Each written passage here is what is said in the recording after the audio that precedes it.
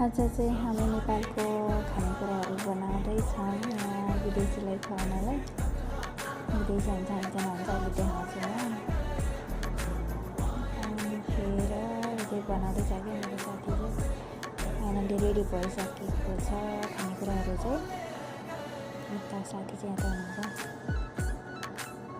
Ready भइसक्यो। अब हामी खाना अगाडि चाहिँ यस्तो टिकटक बनाइदिएको छु।